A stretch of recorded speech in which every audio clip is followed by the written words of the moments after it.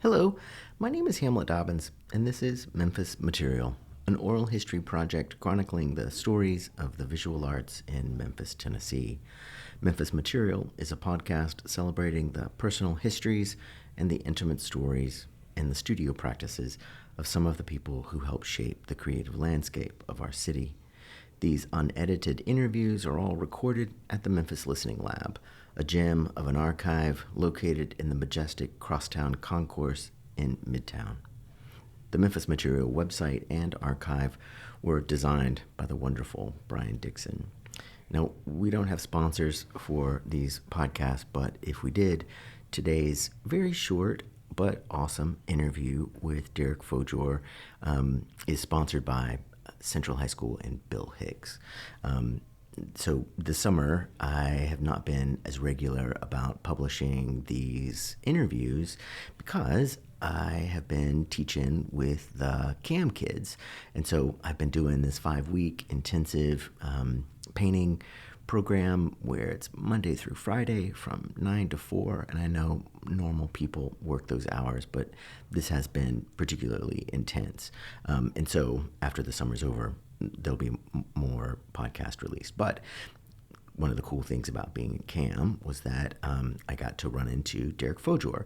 And I think one of the ways I was able to sweet talk him into coming in to talk to me today was to talk about Bill Hicks and the impact that he had on his practice. Let's see. So today is Saturday, June 13th. Derek just left. But here is the interview that I did with Derek Fordjour.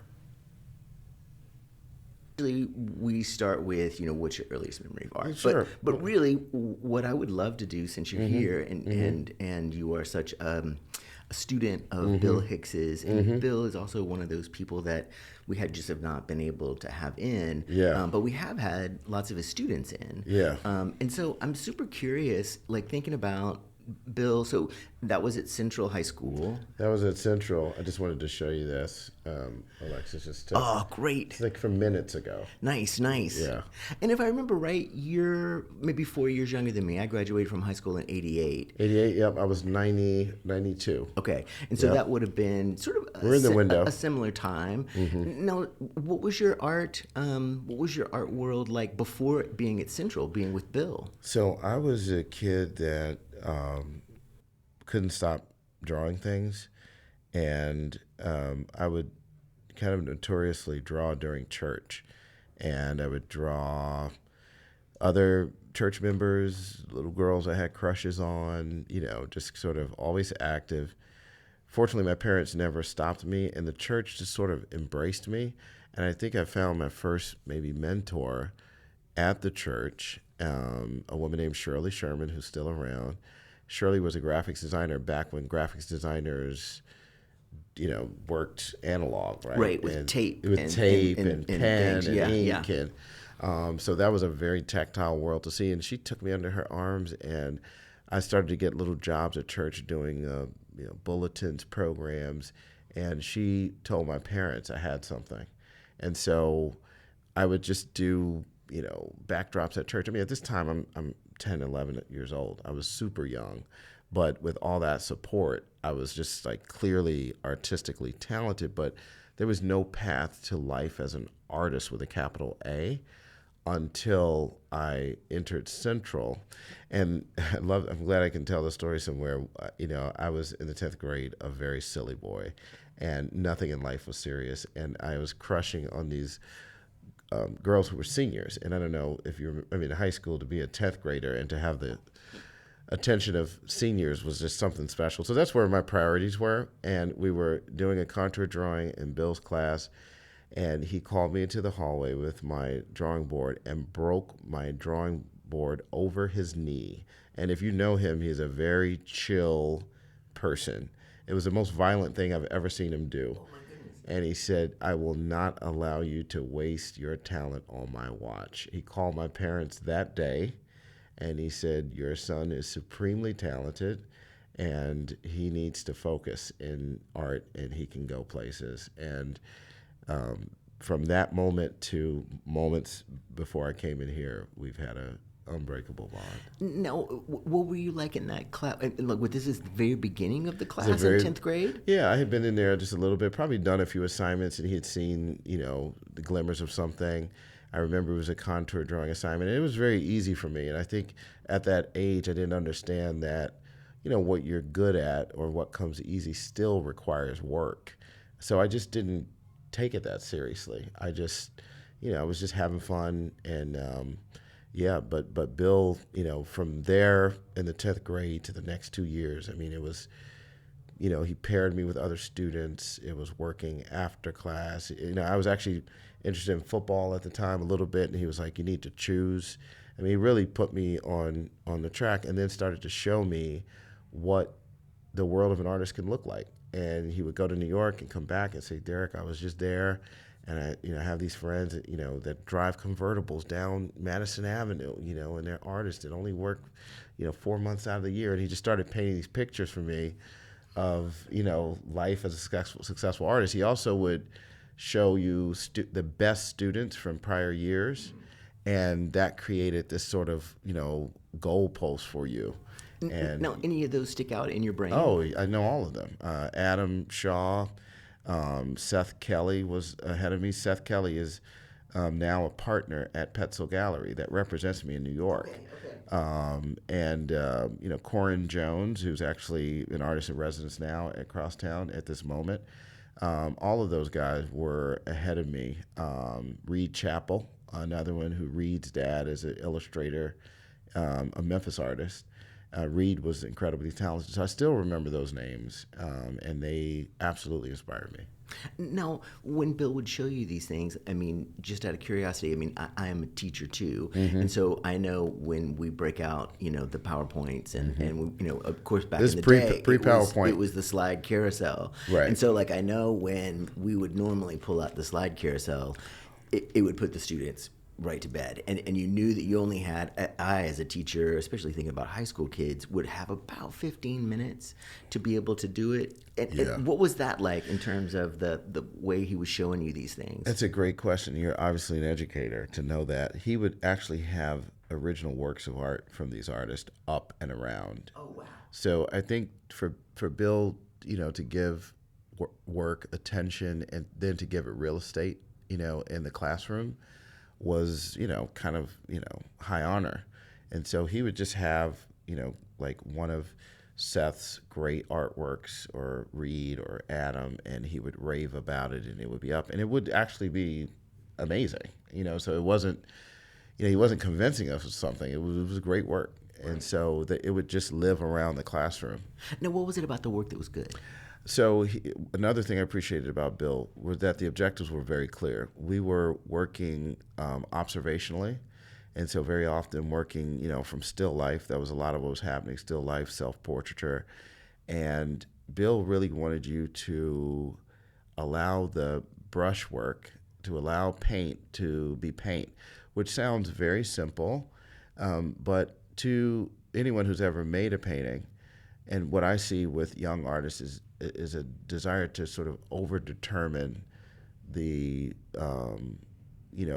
mark, the painted mark, and to make it, behave like, something more graphic or a drawing tool.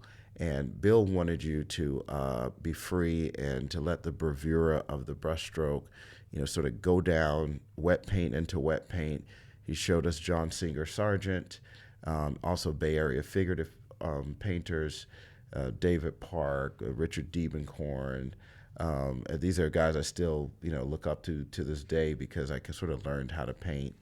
Now, Park and Diebenkorn did not come into my world until I was grown up, until I was mature and I sort of knew what was going on. I can only imagine what the 10th grade Hamlet would have thought about that work.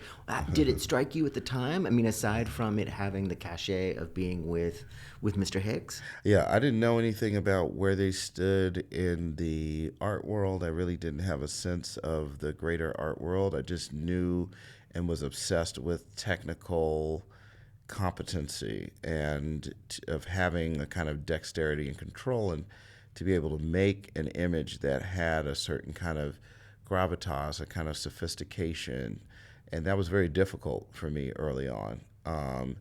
And it was looking at those works to understand the kind of poetics of a painting, or how to build intrigue, or the uncanny, and how these things function, within the painting. Now, were you looking at? I mean, thinking about Diebenkorn, he is someone who is a big hero of mine. Yeah. When you were thinking about Diebenkorn, one of the things that would blow my mind when I first started looking at his work was the breadth. Yes. Going from the really early things, and then the figurative pieces, Yep. and then the late pieces. Yep. I mean, was all of that a part of the allure as well?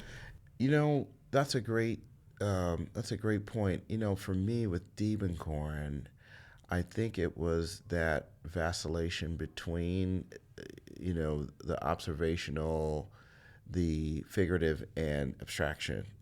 Thinking about the landscapes, the cityscapes from, San Francisco. I still remember there's a painting of Diebenkorn's that has a table on which there's a pair of scissors and maybe a tomato, and just to see how that sort of editing, and the sparse, composition with all of the activity of the brushwork could hold your gaze, and that could hold space. I mean, learning that kind of sophistication as a 16-year-old was a real jump. And we're looking at images. I mean, I'm not looking even at original artworks. Right. We're looking at, reproduction. So I think it was just about learning and appreciating how to make a painting compelling without being overly stylistic, or some of the tendencies that, as a young artist you might go to. And I think looking at works that were so sophisticated was a wonderful, foray into how to build a painting. And you guys were working with oil. We were working with oil. There was no, acrylic was sort of like a lesser medium in our minds, at that time. And this is pre-terpenoid even. Right. I was going to say that room must have been terribly stinky. Yeah. I wonder what we worked with in the classroom, now that you say that. Yeah, but I don't remember working in acrylics. Everything was oil. Yeah. And then also, like with Diebenkorn, so much of his images for me are about the building, about the constructing of the image, and, Yes. and the physicality, the sexiness, the physicality of the paint and how it goes down, brittle, dry, squishy, mushy, all that, to me is really rich. And then you were saying John Singer Sargent as well. Yeah. Those people, obviously, there's some people in all of those paintings, but what was it about Sargent? P.S. I know it's a dopey question, but Sargent, it's not dopey. Sargent hits different people for different reasons. It's not dopey. I'm a lifelong Sargent enthusiast. It's a very fair question. There were two things that happened with Sargent. I think another guy to mention, there's Elmer Bischoff also, and more than Diebenkorn for me, it became Wayne Thiebaud. Who I ended up writing, he was one of the artists I referenced in my thesis as a master's student. But for me, I think,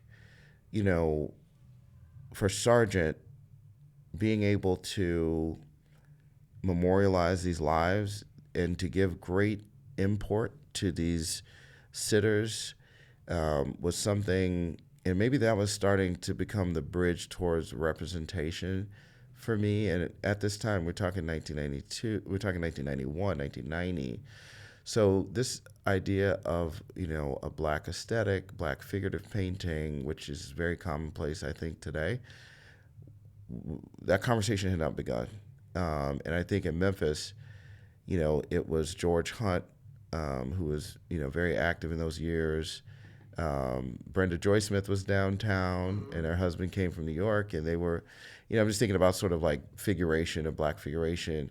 It just really wasn't there. So looking at John Singer Sargent and knowing that I could feel the prominence of the figures just by really how luxurious he painted, but also what accoutrement, artifacts that he assembled around them, what they wore, learning this kind of, encoding that is pulled from everyday life that could communicate status.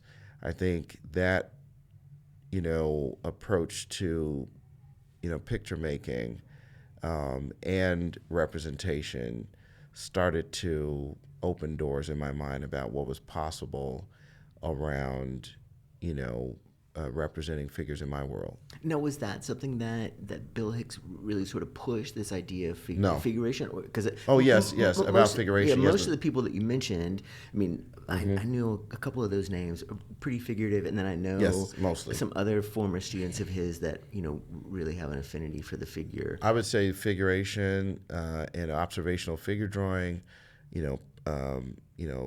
still life, some landscape. I mean, he was really kind of old school, atelier approach to learning how to paint. And this was, this was in high school. And so the thing that blows my mind about high school, I don't know what it was then, but now I think the classes meet for 50 minutes, 50 minutes. Yeah. And I don't know how you can do anything in 50 minutes. Yeah, well, we spent a lot more time with Bill than that. It was all about after school, so we would be there no less than 2 or 3 hours, and then he would pair you with other students. A guy I got paired with was a guy named Paul Rice, who is my brother, and I love and adore him. He's from Mumford, Tennessee. We met when we were probably 15 or 16, and he's a long-haired white boy that drove a Volkswagen bus, loved the Grateful Dead. We couldn't have been sort of more different in terms of where we came from. And Paul had transferred from Mumford High and wanted to learn how to paint. And he said, "You two belong together." And when I tell you we've had an uninterrupted kind of love fest since that time, he's the guy who really, there's no title for him. We call him kind of art director for my shows. So all my installations, when you see these elaborate build outs, it's Paul Rice. And so our relationship was forged at 15 and 16, learning how to paint together. So it wasn't just a classroom. It was us going down to Paul's father's warehouse. His father did all the floats for the parades in Memphis. And so he had, before Harbor Town was a thing and all of that, he had a big warehouse. And we would go in there and do nude paintings of one another. And my brothers, I have 2 brothers that still joke, me and Paul to this day, about riding around in that damn bus and getting naked in front of each other. They don't see Paul without cracking those jokes. But we learned how to paint from the figure, painting live. And, I would model, he would model, we would paint. We were really serious. And so it was all those hours. Now, was it just the two of you, or was it just because Bill Hicks had paired you guys up? Was there a cadre, a cohort of others? There definitely were. So it was, Paul and I were alone sometimes, but then we had Stephanie Pierce, who's another. Do you know Stephanie? She's an incredible painter. She heads the department at FIT in New York now. A very smart, impassioned, gifted painter. And, it was really kind of the 3 of us. We had another friend, Jess Britton. And I think Stephanie had a place on her own at that time. So we would do sessions, so we would all get together. Ashley Thayer was another one. I think she was a year behind us. Ashley would, we would all just sort of get together and paint. So it was just this band of freaks, who would, roam around in Midtown and organize ourselves around painting and drawing. Now, what kind of things would you guys talk about? I mean, part of my brain is wondering, like, what do young high school kids talk about when they talk about art? Because I didn't have any of that. I think we were obsessed with getting good and making good work. I don't even remember the substance of conversations. I don't think we were very deep that way. I think Bill was the arbiter of what was good, what was not, and you were trying to make more good than not. And that was it. And I think that, as you have me reflecting on it, I think the simplicity of that mission. And it's like, I hate to use a, sporting analogy, but it's sort of like, you're trying to win games. It's like there are a lot of, techniques and that kind of thing. But to make a great painting is just not easy. And I think learning how to do that was our obsession. Mm-hmm. And I wonder, too, I know we all have sort of different relationships with our teachers, and of course, the relationship between a young artist and their art teacher is a really powerful one. But I wonder, what was it about Bill and his teaching that made him such a figure, not just for you, but for hundreds of other kids? That's a great question. I think Bill's personality, he was funny. He was very idiosyncratic. His classroom was his domain. He was not heavy-handed. For me, he was a relief from, the kinds of relationships I had with adults, which were very, maybe paternalistic, or, you were, this sort of lower being in many ways. Bill really treated you like a full human, a full adult. You were capable of many things. He respected your opinion. But he was just sort of no nonsense. He knew art. He was someone that knew what he knew. He was passionate about it. He was democratic. I was a black kid, in art in the early 90s, which was, kind of like mostly the white kids. And this is relevant if you know anything about, Memphis going back in time, and the further back you go, the more segregated spaces were, socially. And, Bill really didn't care about any of that. I mean, he was really committed to talent. And even when I work with young people today, I have that same insistence among, relative to talent. It really doesn't matter to me where you come from. I mean, that you have a gift and that you have a passion and you want to get good at that, that's pretty much all that matters to me. And I really got that from Bill. And I appreciated that whatever difference there existed between all of us, and we were very different, all of us, what bonded us together was our passion for art. Now, what about, you were talking about the segregated classroom. In my brain, Central has always been a particularly diverse school. Was the art room that way, or were you sort of the only black kid hanging out in there? For the time I was there, and that, I think the story of Central is over time it became increasingly more diverse. So, and I know this because my older brother was there 4 years before me, and my younger brother was there 4 years after me. Okay. So we can sort of track the demographics of the school. Yeah. And so at the moment that I was there, art, I was the only black kid. There might have been other folks kind of that dabbled in and out, but in terms of that core that was obsessed, that Bill was like, "You're gonna get this," it was me. There might be other people. It's been 30 years. So I don't want to, I do remember Keith was another friend. There were people in and out, but maybe I just see things now through the prism of my friendships. Mm-hmm. And in that friendship group, it was me, but it never even mattered. And we were really, they to this day, they're like siblings to me. And it really was about painting, drawing, whether we were doing monotypes or learning a little printmaking. Bill would, get a press and be so excited that he had a press, and he would, teach us, a little bit of dry point, or, and so we were just art geeks. See, we had ebony pencils, and I was like, man, these pencils are awesome. They're so much better than regular pencils. And that was like the extent. So when you're talking about monotypes and everything else, I'm just like, oh my God, that place must have been amazing. Well, when you speak about ebony pencils, I can't not mention another mentor that came into my life a little later. My older brother introduced me to one of his fraternity brothers, a guy named Frank D. Robinson. Okay. And Frank D. was really kind of a graphic designer, and Frank made art with ebony pencils. And he made these works that blew my mind. I still have many of them. And I had a period where I was obsessed with ebony pencil. And this was when I was, kind of a freshman in college. It took me quite a bit to get a degree, but somewhere in that college space, I became obsessed with ebony pencils. Now, how did you know Frank? It was my brother. My older brother was just like, you got to meet Frank, and he introduced me to Frank. He literally took me over one day and was like, you need to meet Frank D. And, I went to the frat house. I ended up joining that fraternity years later, but I went to the frat house, and Frank was there drawing with, all his, pads and pencils in his lap. And he's like, Fordjour, this your little brother? Like, yeah. And he's like, let me see what you got. And it's like a movie scene, you know. I like scramble to produce my my little book, and he looks over it, nodding his head, page to page, saying nothing, saying nothing, saying nothing. Gets to the last page, and he goes, all right, he got something.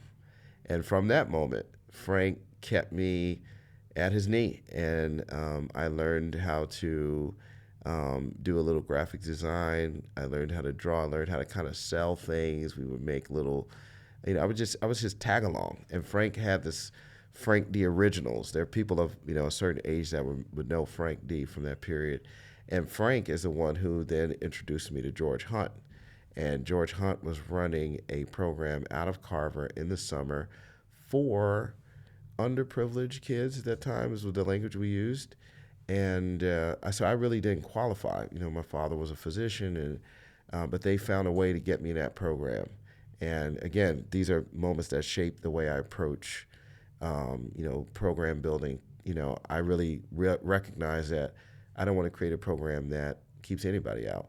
And if they hadn't given me that exception, I would have missed all those days with those guys. But I was, going to a summer program at Carver High School and making art all day, with George Hunt and Frank D. Now tell me about Mr. Hunt, because I met him a handful of times. I remember when he had a show at the Memphis Center for Contemporary Art. Yep. And I remember talking to him really briefly then. But I know that he is another figure that looms really large. P.S. You are killing me, dropping all of these names, and my brain is like, Derek, I'm going to lock this door, and I am not going to let you out, because we have to talk about Wayne Thiebaud. That's we right. have to talk about Bischoff. That's now right. we have to talk about Frank D. Yes. Now we have to talk about George Hunt. That's right. Well, talk to me a little bit. I mean, P.S. We are not even done talking about Bill Hicks. I have lots of questions about Bill Hicks, Sure. but talk to me about George Hunt, since he's on your brain right now. Yeah, George was really a guy who had a kind of successful career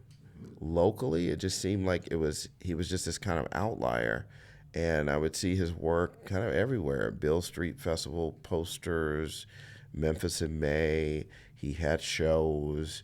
And he had fans. People, knew his work, loved his work, and he was a plain-spoken kind of country guy, and I say that affectionately. And so, why that's relevant is that he would simplify things for you in these kind of pithy, homespun truisms, and that's really refreshing in the space of art that can be really intimidating and complicated. You don't remember a lot of stuff, and so he was like hanging out with an old blues musician, and you learned how important it was to work. And I remember, Coach Hunt was a former athlete. He was kind of this brawny guy. It'd be so hot in there in Carver, and in the summertime, no air conditioning. I remember him, this kind of brolic, muscular guy with his shirt off, dripping in sweat, like making those paintings. And I remember how physical the act of painting was and how committed he was. And there was almost something kind of, admirable and tough, and, and he wasn't, an overly, he didn't perform masculinity, but he was a impressionable figure to me at a time when I was trying to determine what kind of artist I wanted to be, what kind of man I wanted to be, and seeing, Coach Hunt kind of running his business and making space for me and Frank and guys much younger than him, it became a kind of model for the life of a painter, what it could look like. And George Hunt was one of those people that, as a person who was a civilian, you would actually see his work. Like it would just be around town, or it would be not necessarily in big murals or anything, but because we didn't have those at the time, but on posters. And I definitely remember seeing his work sort of all around. And then you also mentioned Brenda Joy Smith and Robert Bain. I want to talk about them too. All right, I'm gonna hold it down. And Ephraim Urevabu, who was across the street, right, who was very close to my aunt, my auntie Dora. They had a friendship when Ephraim came from Nigeria and was kind of sleeping on a park bench or something. This is a folklore. She met him in that time where he was just this kind of ambitious guy who landed in Memphis and wanted to make something of himself. And I watched him build, his gallery also on Main Street before it was a thing. And Ephraim also helped me. So I just really had all these folks, that were helping in big and small ways, just, kind of holding me. And this is why I have such a deep affection for Memphis. It was a cradle for my development. Now, thinking about George Hunt, I mean, one of the things that I also remember about his work was that it was really meaty. It was real thick, and there was a lot of like build-up and a lot of erasure and a lot of finding and in texture. the image. Yeah. Tell me some more things that you remember about, because he's another person that I wish that we could have talked to. Yeah. Talk to me a little bit more about your experiences with George. Yeah, well, it's funny you remind me that he's gone as I'm speaking. He's so alive, but rest in peace to him and his son Kylan, who was also a very good friend of mine. I think it was the man for me even more than the work. There were moments in Coach Hunt's work. There were moments in his paintings when it just all worked and felt right.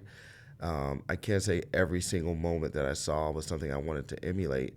As I remember, it's the man that had that impact on me, who he was, how grounded he was, and how committed he was to the development of young people.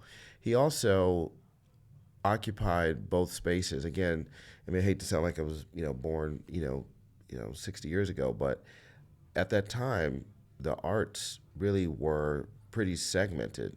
Luckily you're nodding, you know this too. And he really traversed both worlds. He was sort of out east, Germantown, South Memphis. So those kind of divides that existed in the city, I saw his agency in the way he was able to move, and I admired that. And it was something that I think I aspired to.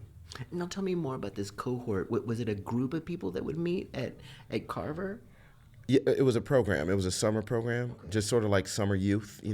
Most of the kids weren't, obsessed with art, but he was running an summer art program. I didn't really bond so much with the other kids because I was always in Coach Hunt's shadow. So he sort of was like, you come back here and like sit over there. And, I would just be lost in making these, large ebony pencil drawings. They just kept me like locked in. Him and Frank just had me like, I get there, report for duty, and I'm making art for whatever, 6 hours, and then do it again the next day. What I think I appreciate is the commitment to work, that it really, I wouldn't say there's no magic, but magic happens in the working. And I think I got that lesson, from being around those guys. Frank was always working. I never saw Frank D when he wasn't working, and it's what he talked about. And I think learning how obsessed you could be gave me license. And that was what was consistent with, Frank D, what was consistent with Coach Crawford, Robert Crawford, what was consistent with George Hunt, what was consistent with Bill Hicks, is that to be an artist, these guys were always active. And I think that sort of set the stage, and it really made things very simple about how to go after it. And if I remember right, my very brief conversation with George Hunt, it was really sort of like this evangelist moment. Like he was really sort of not preaching, but it was like, yeah, and then you should also think about this, and then that other person, and if you like these, you should really look at this. Right. And I remember it was kind of this like a desire to share, Yes. Was that something that was also really sort of, obviously that's something that we think about when we're thinking about you and your connection to the city, but was that also present with your relationship with George? I was just yes, it was, but I was just so grateful. At that time I wasn't thinking about, what I might do. I think as an artist, I just was so happy to be around other artists. These are people that did it, full time. This is what they did. And, again, this is, I wasn't in New York, I wasn't, in LA even. Like, in Memphis, as a young person, you're looking for models. And I think I was just so grateful that not only did he exist, but he made space for me and made me feel powerful and made me feel valuable, and what I was doing was, unique and not something to, disregard. And he was an older. I mean, when I met him, he was an older man and was obviously really good at what he did, but also. Most of our heroes when we're young are like, people who died really young. And to see someone who is mature still doing it and still being really great and still being really impactful, I mean, that was really important, I'm sure. Now, thinking about making work, you mentioned Bill a lot in terms of his teaching. I don't think I know what kinds of things. I think I saw a work. piece of his. Maybe in the Brooks show. Yes, with the MCA show. There's a piece of his. Yeah, I think the Memphis College of Art did include his work. Okay. It is true that Bill is probably more of an educator than an exhibiting artist. He definitely had moments when he showed his work, but I think a lot of his work was closely held, and he was, really masterful in terms of, painting and drawing. But I think he was also shy, and I think he was also more committed to pushing his students than he was chasing for himself a career. Today I was just with him and we were talking about his pursuit of a low MFA, and I remember when he was working as a MFA student at MICA while he was teaching. I remember him taking his trips up there and that kind of thing. So I do remember moments when he was probably making more of a push, to, show his work through galleries and that kind of thing. But I think in the final analysis, most of his energy was spent educating artists. But also, I mean, when we're in high school, we don't know the art world. We don't know. We just know, like, whoa, this dude just showed us this thing. Right. Were there things that you remembered in particular about when you saw his work? Oh, sure. I mean, I have a painting of his, and I begged him for it. There are so many moments. I mean, he made these gorgeous monotypes where we would just, put ink on a plexiglass plate. And I think the monotypes are really instructive because you could see his relationship to mark making stripped down from, color, texture, and the rest of it. It's just sort of wiping and, a brush on a slick surface. And I learned a lot from, the virtuosity of, his mark making from his monotypes. He also made gorgeous paintings, that were, large scale, sometimes, portraits of people that he would paint. Sometimes he would do plein air paintings, and the way he would translate, foliage and, maybe just a canoe in the grass. And so I do remember, I do have, an index in my mind of, Bill Hicks' works, and I could discuss these with, my mates who also remember things that were impressionable in them. I wouldn't say, and I think to his credit and to every great educator, and I hope it's true about you too, I don't think Bill was fixated on teaching us to paint like him. I do think he wanted to expose you to the principles of, good painting, but then he gave enough room for you to be yourself. And I say that knowing the varying styles of, mark making that everyone brought to bear. And for each one of us, it was our own voice that he was going for.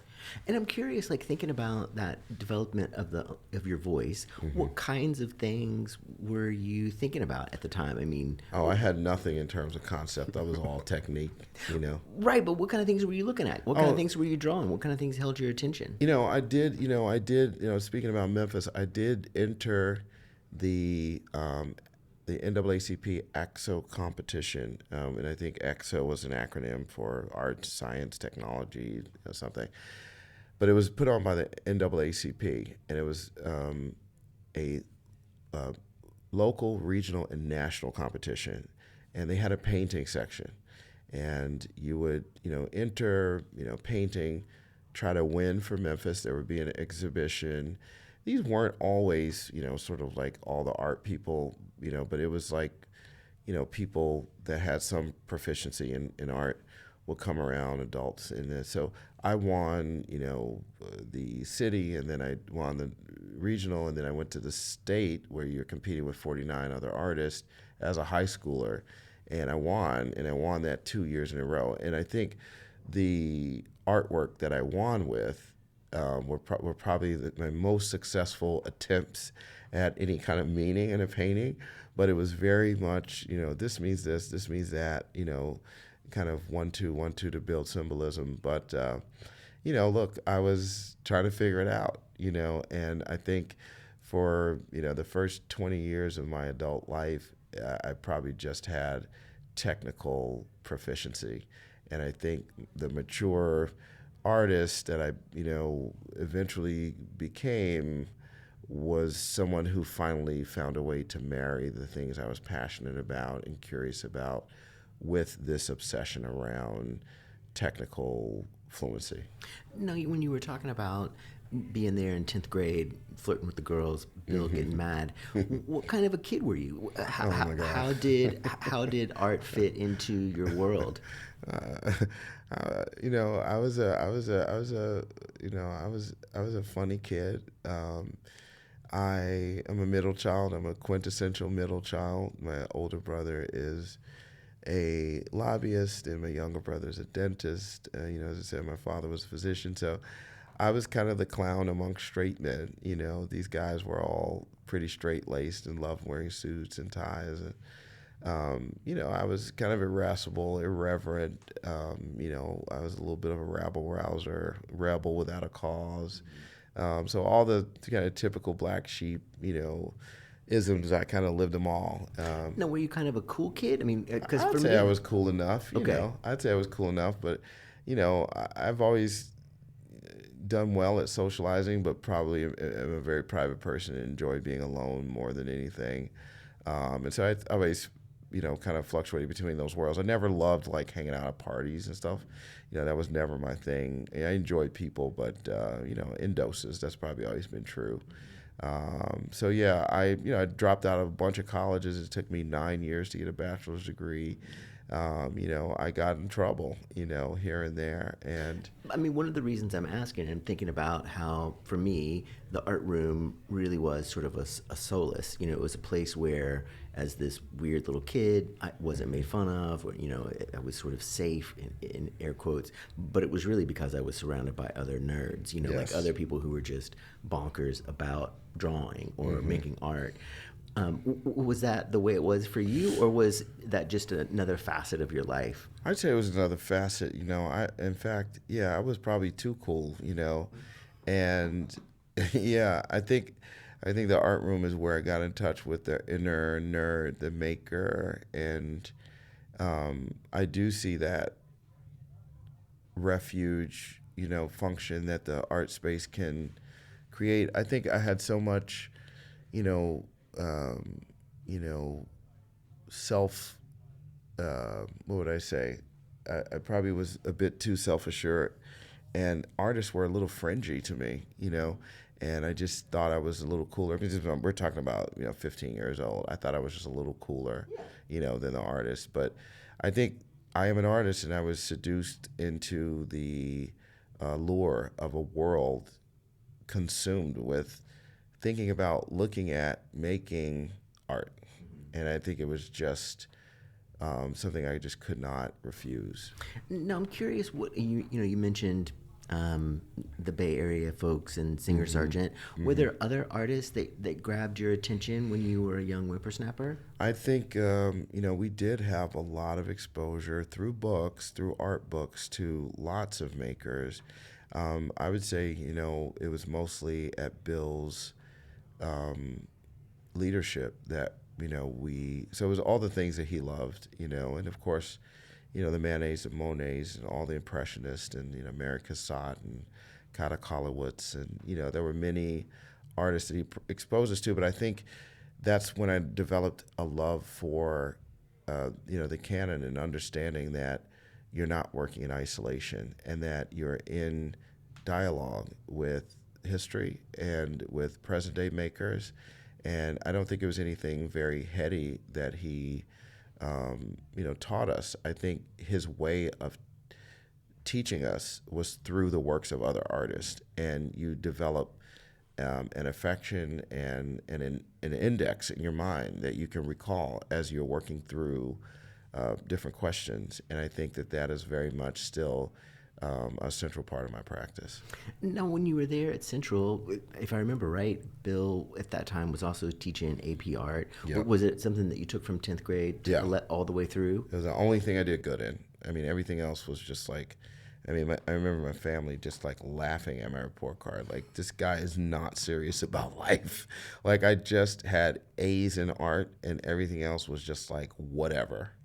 And it was my portfolio that got me to college. And I think I was even up for, some scholarships that I couldn't get because my GPA was so laughable. But thankfully, the portfolio was decent. So my ticket was art. I was a one-note samba most of my life. Your memory is pretty great so far. Do you remember some of the things that were in the portfolio? Yes. Some moments, I remember some moments where, a little magic happened. And, I had a couple of moments. I think it's really about seeing that work. It's nothing I would care to, describe, but it was just mostly there's still life, self-portraits, nothing, out of this world. I think it was just about a kid that had technical chops. I think that's what you could see from the portfolio. No, I'm conscious of time, but I'm also conscious that you just got back from Bill's. And so like part of my brain is thinking, what is it about Bill that makes, all these people that I really admire and respect so close with still? I think I just tracked down my high school art teacher on Facebook the other day, for the first time. And so what do you think it is about Bill that makes him someone that everyone wants to sit with and visit with and talk with? It's so good. Such a good question. I think Bill, in hindsight, was a friend. I think he really is a friend, and he doesn't sort of waste time. He doesn't need you to pander to his liking. He just needs you to take art seriously. It's a shared passion. It's what he's most excited about. And all of us are artists. And so we became artists,